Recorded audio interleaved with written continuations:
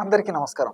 నేను మీ ఆయుర్వేద డాక్టర్ చిట్టిపొట్ల మధుసూదన శర్మని. మనం ఈ వీడియోలో పక్షవాత వ్యాధికి సమర్థవంతమైనటువంటి వైద్యం అనేటువంటి అంశాన్ని గురించి తెలుసుకోబోతున్నాం. పక్షవాతం, దీన్నే పక్షాఘాతం అనేటువంటి పేరుతో సంస్కృతంలో పిలుస్తూ ఉంటారు. సంస్కృతంలో పక్షము అంటే ఒక భాగము అనేటువంటి అర్థం, ఆఘాతం అంటే దెబ్బ తినడము, అస్వాస్థ్యానికి గురి కావడం అనేటువంటి అర్థంలో చెప్పుకోవచ్చు.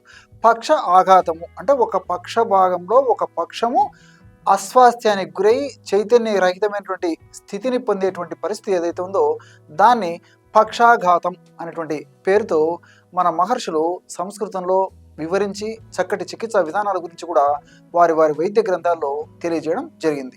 దీన్నే ప్రాంతీయంగా కొన్ని ప్రాంతాల్లో లక్వా అనేటువంటి పేరుతో పిలుస్తూ ఉంటారు అనమాట. అదేవిధంగా ఆధునిక వైద్య విజ్ఞానంలో హెమిప్లీజియా అనేటువంటి పేరుతో పిలుస్తూ ఉంటారు. ఆయుర్వేద వైద్య విధానంలో మరి ఈ యొక్క పక్షాఘాతాన్ని అర్ధాంగవాతం అనేటువంటి పేరుతో కూడా పిలుస్తూ ఉంటారు అనమాట. అంటే కారణం ఏంటంటే వాత దోషం ప్రకోపించడం వల్ల, వివిధ రకాలైనటువంటి కారణాల వల్ల వాత దోషం ప్రకోపించడం వల్ల శరీరంలో ఒక భాగము ఒక ప్రాంతము చైతన్య రహితమైనటువంటి స్థితి ఏదైతే ఉందో ఆ యొక్క స్థితినే స్థూలంగా ఈ సమస్యకు కారణంగా చెప్పుకోవచ్చు.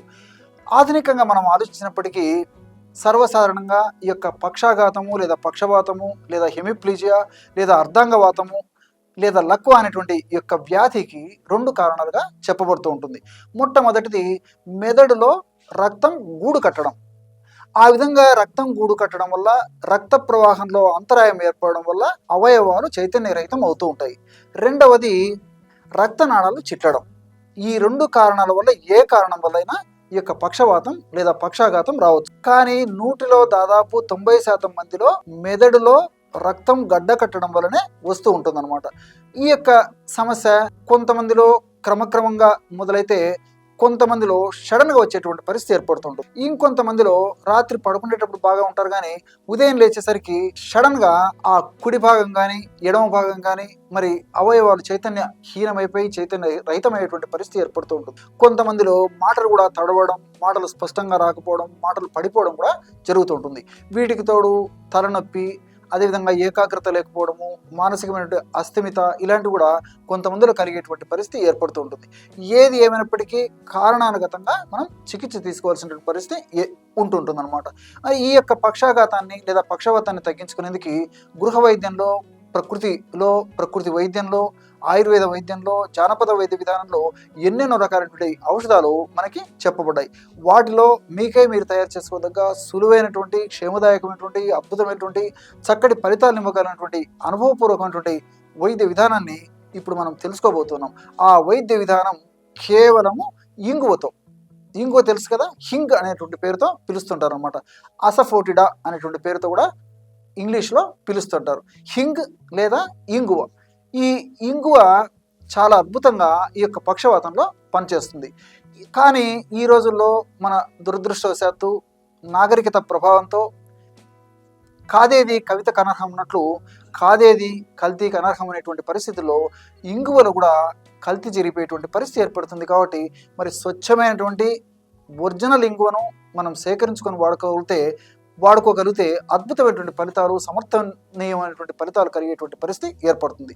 మరి ఈ యొక్క ఇంగువ, స్వచ్ఛమైనటువంటి ఇంగువ సర్వసాధారణంగా నాగూర్ ఇంగువ అనేటువంటి ఇంగువను వాడుతూ ఉంటారు అనమాట.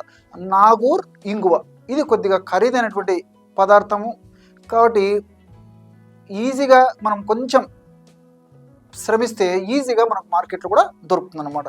మనకు పచారీ కొట్టలో, అదేవిధంగా ఆయుర్వేద ఔషధ విక్రయశాలలో నాగూర్ ఇంగువ అని అడిగితే ఇస్తారనమాట.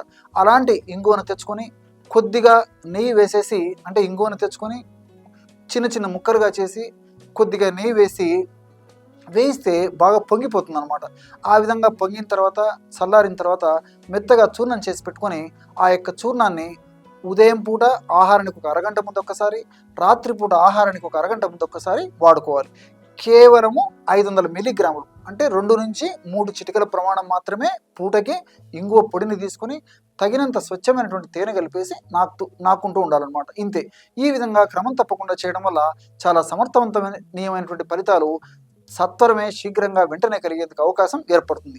వాళ్ళు వాడేటువంటి ఆధునిక కృత్రిమ రసాయన ఔషధాలు వాడుకుంటూ కూడా ఈ యొక్క ఔషధాన్ని కూడా వాడుకోవడం వల్ల మరింత సమర్థవంతమైనటువంటి ఫలితాలు కలగడమే కాకుండా ఆ యొక్క ఆధునిక కృత్రిమ రసాయన ఔషధాలు మరింత త్వరగా పనిచేసేందుకు, అదేవిధంగా వాటి యొక్క ఔషధాల యొక్క సైడ్ ఎఫెక్ట్స్ లేకుండా చేసేందుకు కూడా ఇంగువలో ఉన్నటువంటి వివిధ రకాలైనటువంటి రసాయన పదార్థాలు ప్రత్యక్షంగానో పరోక్షంగానో ఉపయోగపడుతూ ఉంటాయి. మరి ఇంగువ గురించి చెప్పుకోవాలంటే ఈ రోజుల్లో ఈ తుమ్మ బంక లేకపోతే గోధుమ పిండి ఇలాంటి పదార్థాలను ఇంగువ పాలల్లో ముంచేసేసి ఇంగువగా తయారు చేసేసి అమ్ముతుంటారనమాట. కాబట్టి మీరు గమనించి తీసుకోవడం మంచిది. లేకపోతే అనుభవజ్ఞమైనటువంటి వాళ్ళను విచారించేసి ఆ ఇంగువను మంచిది తీసుకోవాలన్నమాట. స్వచ్ఛమైనటువంటి ఇంగువను మనం ఎలా గుర్తుపట్టాలంటే మనము ఇంగువను మండించడం వల్ల అది వెంటనే మండే స్వభావం ఉన్నటువంటి ఇంగువ కాబట్టి మండేసేసి కాలిపోయేటువంటి పరిస్థితి ఉంటుంది. కాబట్టి ఆ విధంగా మండేటువంటి ఇంగువ స్వచ్ఛమైనటువంటి ఇంగువగా మనం భావించవచ్చు అనమాట. ఏది ఏమైనప్పటికీ ఈ యొక్క ఇంగువను, స్వచ్ఛమైనటువంటి ఇంగువను మనం సంపాదించుకోగలిగి చక్కగా ఔషధంగా తయారు చేసుకొని చక్కగా వాడుకోగలిగితే చాలా సమర్థవంతమైనటువంటి ఫలితాలు కలుగుతాయి. చూశారు కదా ఎటువంటి అద్భుతమైనటువంటి ఔషధాన్ని ఈ పక్షవాతం లేదా పిరాలసిస్ అనేటువంటి సమస్య తగ్గేందుకు మీరు ఈ వీడియోలో తెలుసుకున్నారో. మరొక వీడియోలో మరొక అంశంతో మళ్ళీ కలుద్దాం. అంతవరకు నమస్కారం. మీ చిట్టిపొట్ల.